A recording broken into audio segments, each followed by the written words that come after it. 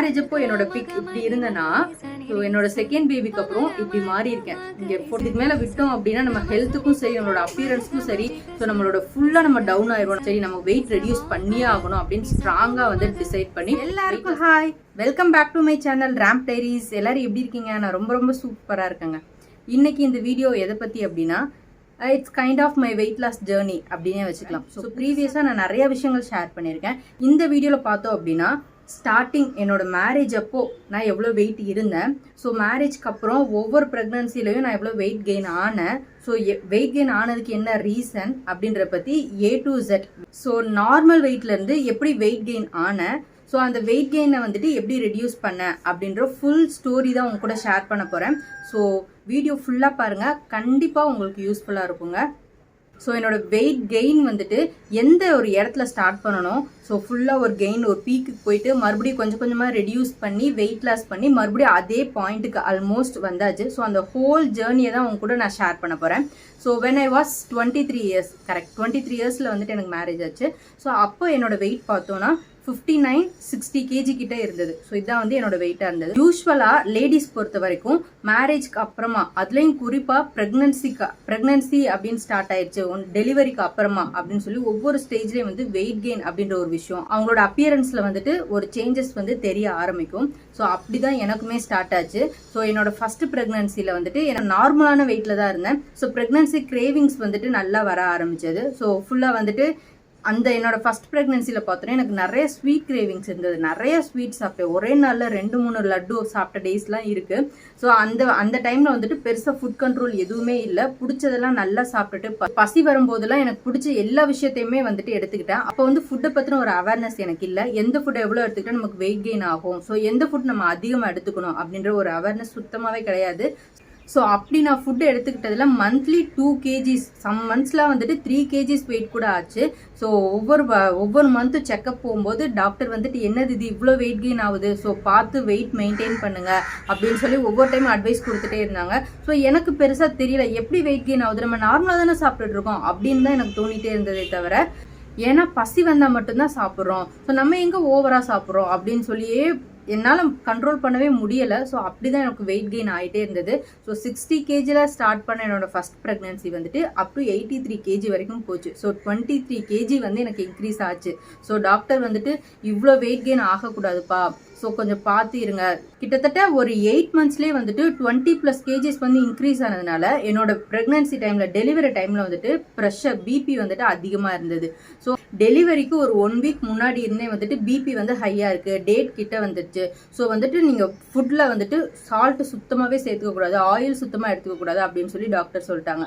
So முடிஞ்சதா, so பசி இருக்குது, நம்மளால் சாப்பிடாமலும் இருக்க முடியாது. ஸோ உப்பே இல்லாமல் தான் வந்துட்டு நிறையா ஃபுட்டு வந்துட்டு முடிஞ்சளவு நான் சாப்பிட்டுட்டு இருந்தேன். பிடிக்கவே இல்லாமல் எப்படா இந்த ஒரு 1 week ஆகும், எப்படா நமக்கு டெலிவரி ஆகும் அப்படின்ற ஒரு மைண்ட் செட்டோட தான் இருந்தேன். இதெல்லாம் ஏன் உங்ககிட்ட ஷேர் பண்ணுறேன் அப்படின்னா, ஸோ இப்போ தான் புதுசாக ப்ரெக்னன்சி ஸ்டார்ட் பண்ணியிருக்கீங்க அப்படின்னா கண்டிப்பாக நீங்களும் இதெல்லாம் ஃபேஸ் பண்ணுற சான்சஸ் இருக்குது. ஸோ ஃபுட்டு பசிச்சாலுமே பசிக்கும் போது காப்ஸு, ஸ்வீட்ஸு, அந்த கிரேவிங்ஸ்க்காக சாப்பிட்ற விஷயங்களை தள்ளி வச்சுட்டு ஹெல்த்தியாக சாப்பிடுங்க. நிறைய ப்ரோட்டீன் எடுத்துக்கோங்க, நிறைய ஃப்ரூட்ஸ் எடுத்துக்கோங்க, நிறைய வெஜிடபிள்ஸ் எடுத்துக்கோங்க. ப்ரோட்டீன் சோர்ஸ் நிறைய எடுத்துக்கிட்டே வந்தீங்க அப்படின்னா அது உங்கள் உடம்புக்கும் நல்லது, ரொம்ப நேரம் பசியும் தாங்கும். ஸோ அதனால தான் வந்துட்டு எல்லாமே A to Z எல்லாமே உங்க கூட ஷேர் பண்ணணும் அப்படின்னு இந்த வீடியோவில் எக்ஸ்பிளைன் பண்ணிட்டு இருக்கேன். ஸோ 1 week கிட்ட வந்துட்டு சால்ட்டே இல்லாமல் ஃபுட் எடுத்து நாக்கில் ஒரு மாதிரி ஆயிடுச்சு. ஒரு வழியாக என்னோட டெலிவரியும் முடிஞ்சது, நார்மல் டெலிவரி தான் ஆச்சு. ஸோ ரொம்ப ஹாப்பியாக வந்துட்டு டெலிவரிலாம் முடிச்சுட்டு ஒரு 3 weeks அப்புறமா மறுபடியும் ஹாஸ்பிட்டலுக்கு ஒரு செக்கப்காக போயிருந்தோம். ஸோ அப்போ வெயிட் செக் பண்ணும்போது 82 kgs இருந்தது. சரி ஓகே, அப்புறம் நார்மலாக வந்துட்டு பெருசாக அப்போ வந்து வெயிட் லாஸ் பண்ணணும் அப்படின்ற ஒரு இதுவே கிடையாது நமக்கு. சரி ஓகே அப்படின்னு சொல்லி பார்த்துட்டு இருந்தேன். ஒரு 3-4 months அப்படியே போச்சு. அதுக்கப்புறமா எனக்கு ஒரு டிஸ்கம்ஃபர்ட் வந்து ஃபீல் ஆச்சு. சரி ஓகே நம்ம கொஞ்சம் வெயிட் குறைக்கலாம் அப்படின்னு வந்து தோணுச்சு.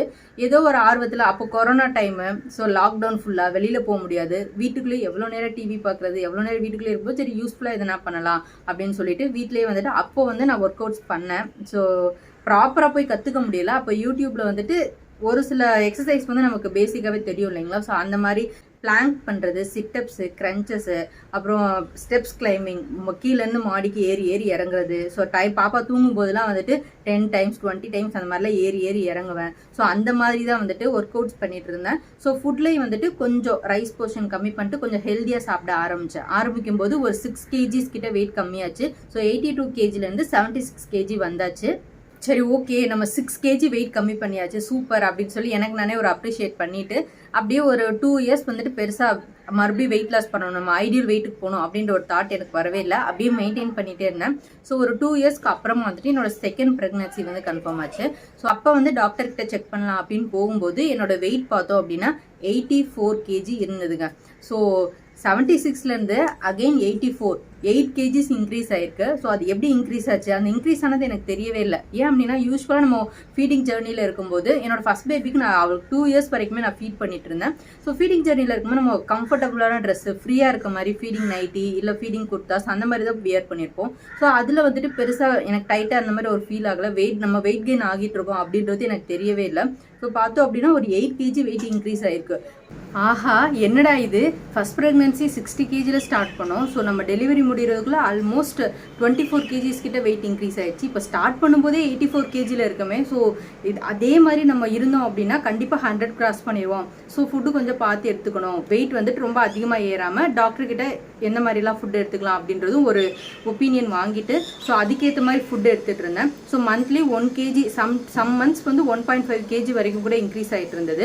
ஸோ என்னோட செகண்ட் ப்ரெக்னன்சி வந்து 84 kgல ஸ்டார்ட் பண்ணது. என்னோட டெலிவரி டைமில் பார்த்தோம் அப்படின்னா ஒரு 98 kg வரைக்கும் நான் ரீச் பண்ணேன். ஆல்மோஸ்ட் 100 கிட்ட போயிட்டேனே வச்சுக்கோங்களேன். ஸோ இதுக்கு 100 மட்டும் கிராஸ் பண்ணிடக்கூடாது அப்படின்றதுல மட்டும் கான்சியஸாக இருந்தேன். ஸோ செகண்ட் ப்ரெக்னன்சி அப்படின்னும் போது எனக்கு கொஞ்சம் ஒரு சில விஷயங்கள் தெரிஞ்சது. அப்போ நிறைய நான் ஸ்வீட்ஸ் எடுத்துக்கிட்டேன். ஸோ நிறைய வந்து கிரேவிங்ஸ் வரும்போது ஜங்க் ஃபுட்லாம் வந்துட்டு அப்பப்போ எடுத்துக்கிட்டது உண்டு. ஸோ அதெல்லாம் முடிஞ்ச அளவுக்கு கம்மி பண்ணிட்டு நிறைய ஃப்ரூட்ஸ் வந்து எடுத்துக்கலாம் அப்படின்னு சொல்லி பிளான் பண்ணிட்டு ஸோ முடிஞ்ச அளவுக்கு ஸ்வீட்ஸ்லாம் கம்மி பண்ணேன். ஸோ எனக்கு தெரிஞ்ச வரைக்கும் அப்போ நம்ம என்னென்னலாம் எடுத்துக்கிறோம் அப்படின்றது ஓரளவுக்கு நானே கன்சால்டேட் பண்ணி ஓரளவுக்கு ஹெல்த்தியாக சாப்பிட ஆரம்பித்தேன். ஸோ அப்படி சாப்பிட ஆரம்பிச்சுமே அப் டு 12 to 14 kg வரைக்குமே ஒரு இன்க்ரீஸ் வந்து இருந்தது.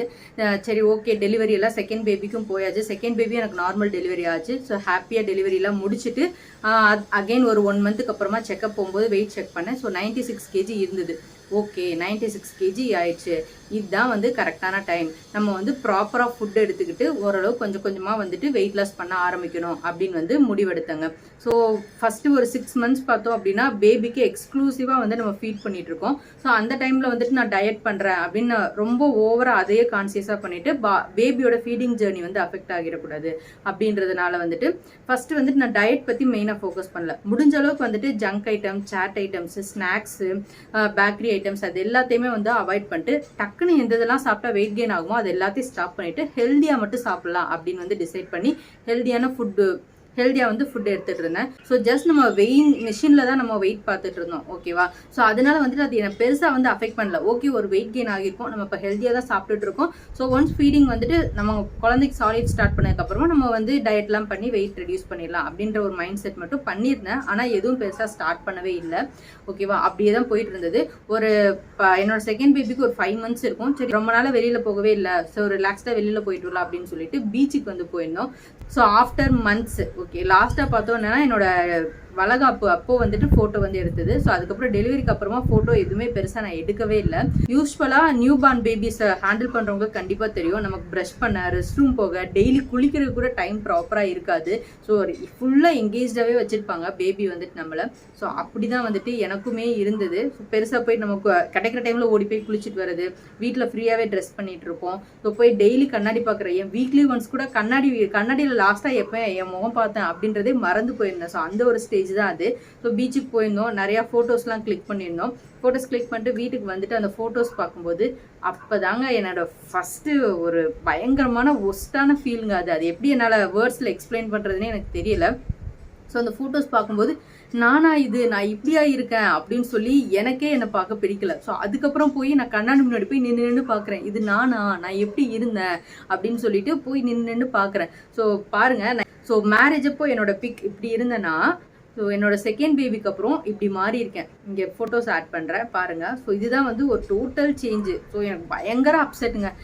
இந்த டைம் இதுக்கு மேலே விட்டோம் அப்படின்னா நம்ம ஹெல்த்துக்கும் சரி நம்மளோட அப்பியரன்ஸ்க்கும் சரி ஸோ நம்மளோட ஃபுல்லாக நம்ம டவுன் ஆயிடுவோம், நமக்கு மோட்டிவேஷனே இருக்காது அப்படின்னு சொல்லிட்டு பயங்கரமான ஒரு தாட் எனக்கு வந்தது. சரி நம்ம வெயிட் ரெடியூஸ் பண்ணியே ஆகணும் அப்படின்னு ஸ்ட்ராங்காக வந்து டிசைட் பண்ணி வெயிட் லாஸ் பண்ணலாம் அப்படின்னு சொல்லி முடிவு பண்ணாங்க. ஸோ அப்போ தான் வந்துட்டு இன்னும் நிறையா வந்து ஃபுட்டை பற்றி நிறைய ரிசர்ச் பண்ண ஆரம்பித்தேன். ஸோ எப்படி வெயிட் கெயின் ஆகுது, ஸோ எதெல்லாம் நம்ம என்னோட லைஃப் ஸ்டைலுக்கு எதெல்லாம் சூட் ஆகும், ஸோ எதெல்லாம் ஹெல்த்தியாக சாப்பிட்டு சூப்பராக வெயிட் லாஸ் பண்ணலாம் அப்படின்னு டயட்டிங்னா என்ன, ஹெல்த்தியாக எப்படி வெயிட் லாஸ் பண்ணுறது, ஸோ எந்த ஃபுட்டை அதிகமாக எடுத்துக்கிட்டால் நமக்கு பசி ரொம்ப நேரம் இருக்கும், ஹெல்த்தியாகவும் இருக்கும், வெயிட் லாஸும் நடக்கும் அப்படின்னு நிறையா விஷயங்கள் தேட ஆரம்பித்தேன். எனக்கு கிடைக்கிற ஃப்ரீ டைம் ஃபுல்லாக அது ரிலேட்டடாகவே நிறைய விஷயங்கள் படித்து ரிசர்ச் பண்ணி நிறைய இன்ஃபர்மேஷன்ஸ் வந்து கேதர் பண்ணிட்டு ப்ராப்பரான ஒரு வெயிட் லாஸ் ஜேர்னியை வந்து ஸ்டார்ட் பண்ணேன். ஸோ ஸ்டார்ட் பண்ணி அப் டு ஒரு 8 kgs வரைக்கும் நான் வெயிட் ரெடியூஸ் பண்ணேன். ஸோ ஃபஸ்ட்டு மந்த்லேயே வந்துட்டு ரொம்ப சூப்பராக நான் பண்ணேன். ஸோ நம்ம பிஎம்ஐ வெயிட்லேருந்து ஆல்மோஸ்ட் பார்த்தோம் அப்படின்னா ஒரு 30 kg 35 kgs கிட்ட அதிகமாக இருக்கும். ஸோ அதனால இனிஷியலில் ஃபஸ்ட்டு மந்த்தே எனக்கு ஒரு 5 kg வாட்டர் வெயிட்னால ரொம்ப சீக்கிரம் ரெடியூஸ் ஆகும். ஸோ ஃபஸ்ட் மந்த்தே 5 kg வெயிட் ரெடியூஸ் ஆச்சுங்க. ஸோ எனக்குள்ள ஒரு சூப்பரான கான்ஃபிடென்ட் வந்தது. ஸோ அதே டைமில் இப்போ ஃபஸ்ட்டு 1 month கம்ப்ளீட் ஆனோடனே தான் எனக்கு அந்த ரிசல்ட் தெரிஞ்சது. ஸோ நான் டயட் ஸ்டார்ட் பண்ணி ஃபஸ்ட்டு ஒரு 1 week ஆல்மோஸ்ட் ஒரு 10 days கிட்ட டெய்லியுமே அப்போது ஆர்வக்குள்ளாராக நம்ம தான் வெயிட் மிஷின் இருக்குது, ஸோ வெயிட் லாஸ் பண்ண டிசைட் பண்ணியிருக்கோம்னு சொல்லிட்டு டெய்லி வெயிட் மிஷின் மேலே ஏறி நிற்பேன். ஒரு 100 grams கூட குறையவே இல்லை. என்னடா இது நம்ம குறையவே இல்லையா அப்படின்னு வந்து இருந்தது நான் ஸ்டார்ட் பண்ணும்போது. ஸோ சரி ஓகே குறையலனாலும் பரவாயில்ல, இதுக்கு மேலே ஏறாமலாவது மெயின்டைன் பண்ணிக்கலாம் அப்படின்ற ஒரு மைண்ட் செட்டில் தான் ஸ்டார்ட் பண்ணேன். ஆஃப்டர் 2 weeks அப்புறமா தான் சூப்பராக ரிசல்ட் தெரிய ஆரம்பிச்சது. ஸோ நம்ம உடம்புல அந்த தூங்கிட்டு இருந்த மெட்டபாலிசம் எல்லாத்தையுமே தட்டி எழுப்பணும். ஸோ அது எல்லாமே சூப்பராக ஒர்க் பண்ண ஆரம்பிச்சது. பயங்கரமாக ஃபேட் லாஸ் ஆச்சு, வாட்டர் வெயிட் ரெடியூஸ் ஆச்சு. ஸோ 1 month எண்ட்லேயே பார்த்தோம் அப்படின்னா 5 kg ரெடியூஸ் ஆச்சு. எனக்குள்ள சூப்பரான ஒரு கான்ஃபிடன்ஸ் வந்தது. சரி ஓகே நம்ம கரெக்டாக போயிட்டுருக்கோம், ஸோ இதை அப்படியே நம்ம எடுத்துகிட்டு போனோம் அப்படின்னா சூப்பராக நம்ம வெயிட் லாஸ் பண்ணிடலாம் அப்படின்னு சொல்லி கான்ஃபிடென்ட்டாக பண்ணிகிட்டே இருந்தேன். 2 months பார்த்தோம் அப்படின்னா ஒரு 8 to 9 kg வரைக்கும் வெயிட் ரெடியூஸ் பண்ணியாச்சு. ஸோ இந்த ஹாப்பியான ஃபேஸில் தான் வந்துட்டு என்னோட ரியல் ஸ்ட்ரகிளே ஸ்டார்ட் ஆச்சுங்க. ஸோ யூஸ்வலாக எல்லாரும் என்ன சொல்கிறது, என்னோட டெலிவரி டைம் ரொம்ப ஒஸ்ட்டாக இருந்தது, அந்த பீரியடே எனக்கு ரொம்ப கஷ்டமாக இருந்தது அப்படின்னு சொல்லுவாங்க. ஸோ என்னோட 2 டெலிவரி பீரியடும் ஸ்மூத்தாக முடிஞ்சது. அதை கிராஸ் பண்ணி வந்துட்டு இதுதான் என்னோட லைஃபோட ரொம்ப ஒஸ்ட்டான ஃபேஸ். நான் மறுபடியும் எனக்கோ இல்லை யாருக்குமே இந்த மாதிரி ஒரு சிச்சுவேஷன் வரக்கூடாது அப்படின்னு வந்து நான் நினைக்கிற அளவுக்கு ஒரு ஒஸ்டான பீரியட். ஏன் அப்படின்னா ஸோ ஒரு 2 months டயட் பண்ணேன், ஒரு 8 kg வரைக்கும் வெயிட் ரெடியூஸ் பண்ணியாச்சு. அதுக்கப்புறம் பாப்பாவோட செக்கப்புக்காக டாக்டர்கிட்ட போயிட்டு சரி ஓகே எனக்கும் வந்துட்டு அம்பிளிக்கல் ஏரியாவில் வந்துட்டு கொஞ்சம் பல்ஜாகவே இருந்தது. ஆனால் பெயின் எதுவும் இருக்காது, ஸ்மூத்தாக இருக்கும், தொட்டால் வந்துட்டு நல்லா ஸ்மூத்தாக உள்ளே போய் வர மாதிரி இருக்கும். ஸோ அந்த மாதிரி இருந்தது. சரி டாக்டர் கிட்ட கேட்டுக்கலாம் அப்படின்னு சொல்லிட்டு அவங்க கிட்ட இந்த மாதிரி எனக்கு ஒரு இருக்குது, ஆனால் பெயின்லாம் எதுவும் இல்லை, ஆனால் பார்க்க வித்தியாசமாக இருக்குது அப்படின்னு நான் போய் கேட்கும்போது ஓகே அப்படின்னு அவங்க செக் பண்ணிவிட்டு இதுதான் வந்து அம்பிளிக்கல் ஹெர்னியா அப்படின்னு சொல்லி ஒரு பெரிய குண்டு தூக்கி போட்டாங்க. ஓகே அம்பிளிக்கல் ஹெர்னியா இது வந்துட்டு சர்ஜரி பண்ணால் மட்டும்தான் க்யூர் பண்ண முடியும் அப்படின்னு வந்து டாக்டர் சொல்லிட்டாங்க. ஸோ இது சர்ஜரி இல்லாமல் டேப்லெட் மூலமாகவோ அந்த மாதிரி எதுவும் பண்ண முடியாதா அப்படின்னு வந்து கேட்டிருந்தேன். ஸோ ஃபஸ்ட்டு வந்து ஸ்கேன் பண்ணிட்டு வாங்க, அது எவ்வளோ சென்டிமீட்டர் இருக்குது அப்படின்றத பார்த்துட்டு நம்ம ஃபர்தராக ப்ரொசீட் பண்ணலாம் அப்படின்னு சொன்னாங்க. ஸோ ஸ்கேன் பண்ணிட்டு வந்ததுக்கப்புறமா இல்லை உங்களுக்கு கொஞ்சம் பெருசாக தான் இருக்குது, கொஞ்சம் நிறையாவே வந்துட்டு பல்ஜாக இருக்கிறதுனால இதுக்கு வந்து சர்ஜரி தான் ஒரே ஆப்ஷன் அப்படின்னு வந்து சொல்லிட்டாங்க. ஸோ என்னடா இது 2 பேபிஸுமே நார்மலாக வந்தாச்சு, ஸோ இப்போ போய் சர்ஜரி பண்ணணுமா அப்படின்னு சொல்லிட்டு பயங்கரமான ஒரு அப்செட்டுங்க. ஆக்சுவலி இப்போ பார்த்தோம் அப்படின்னா வீடியோ ரொம்ப லென்த்தாக போயிட்டுருக்கு. ஸோ என்னோட வெயிட் லாஸ் ஜேர்னியோட ஃபஸ்ட்டு ஒரு ஹாஃப் ஃபுல்லாக நான் உங்ககிட்ட ஷேர் பண்ணிட்டேன். ஸோ செகண்ட் ஹாஃப் இதுதான் வந்து இருக்கிறதுலே ரொம்ப ஒஸ்டான பார்ட்டு. நான் நிறைய ஸ்ட்ரகிள்ஸ்லாம் தாண்டி நான் எப்படி கான்ஃபிடென்ட்டாக என்னோட வெயிட் லாஸ் வந்து அச்சீவ் பண்ணேன், என்னோட ஐடியல் வெயிட்டை நான் எப்படி அச்சீவ் பண்ணேன் அப்படின்றத பார்ட் 2ல் உங்ககிட்ட நான் டீட்டெயில்டாக எக்ஸ்பிளைன் பண்ணுறேன். ஸோ பார்ட் 2 வீடியோ வந்து Thursday evening 6:30 PM வரும். ஸோ மிஸ் பண்ணாமல் பாருங்கள். அந்த வீடியோவில் வந்துட்டு அம்பிளிக்கல் ஹெர்னியானா என்ன, அது டெலிவரிக்கு அப்புறம் என்ன ஒரு சிச்சுவேஷனில் அது வரும் அப்படின்றத பற்றி நான் டீட்டெயிலாக ஷேர் பண்ணுறேன். ஏன்னா எனக்கு வர்றதுக்கு முன்னாடி வரைக்குமே அப்படி ஒரு விஷயம் இருக்குன்னு எனக்கு தெரியாது. ஸோ என்ன மாதிரி நிறைய பேர் இருப்பீங்க. ஸோ உங்களுக்கு நான் ஷேர் பண்ண போகிற வீடியோ ரொம்பவே யூஸ்ஃபுல்லாக இருக்குங்க. ஸோ பார்ட் 2 வீடியோ மிஸ் பண்ணாமல் பாருங்கள். Thursday evening 6:30 PM வரும். ஓகேவா? ஸோ அதில் என்னோட ஜேர்னி எப்படி நான் 64 kg போய் ரீச் பண்ணேன் அப்படின்றத கம்ப்ளீட் ஸ்டோரி உங்களுக்கு தெரிஞ்சிருங்க. ஸோ நான் என்னென்ன ஃபுட்லாம் எடுத்துக்கிட்டேன், என்னோட டயட் பிளான், என்னோட டயட் ரொட்டீன் என்ன அப்படின்னு நீங்கள் தெரிஞ்சுக்கணும்னு நினச்சிங்க அப்படின்னா டயட் பிளான் அப்படின்னு சொல்லி கமெண்ட் பண்ணுங்கள். ஸோ நான் என்னோட டயட்டில் வந்து ஒரு சில விஷயங்கள்லாம் அப்டேட் பண்ணியிருக்கேன், ஒரு சில ரெசிபீஸ்லாம் ஆட் பண்ணியிருக்கேன். ஸோ அது எல்லாமே உங்கள்கிட்ட டீட்டெயில்டாக கம்மிங் வீடியோஸில் வந்துட்டு உங்க கூட ஷேர் பண்ணுறேன். ஸோ இந்த வீடியோ உங்களுக்கு பிடிச்சிருந்தது அப்படின்னா லைக் பண்ணுங்கள், கமெண்ட் பண்ணுங்கள், நிறைய ஷேர் பண்ணுங்கள். இப்போ தான் என்னோட வீடியோ ஃபஸ்ட் டைம் பார்க்குறீங்க அப்படின்னா நம்ம சேனலை சப்ஸ்கிரைப் பண்ணிக்கோங்க, பெல் ஐக்கான் கிளிக் பண்ணிக்கோங்க. அப்போ தான் வெயிட் லாஸ் ரிலேட்டடாக நம்ம கொடுக்கக்கூடிய வீடியோஸ் எல்லாம் மிஸ் ஆகாமல் உங்களுக்கு நோட்டிஃபிகேஷனில் வந்துட்டே இருக்கும். இந்த சம்மர் ஹாலிடேஸ்லாம் முடிச்சுட்டு மறுபடியும் ஜூனுக்கு மேலே நம்ம கண்டிப்பாக ஒரு வெயிட் லாஸ் சேலஞ்ச் பண்ண போகிறோம். ஸோ அதுக்கு இப்போவே ப்ரிப்பேர்டாக இருங்க, ஓகேவா? ஸோ வீடியோ எண்டு வரைக்கும் பார்த்து எல்லாருக்கும் ரொம்ப thank you. Thursday evening 6:30 PM video வரப்போது, மிஸ் பண்ணாமல் பாருங்கள். எல்லாருக்கும் டாட்டா, பாய்.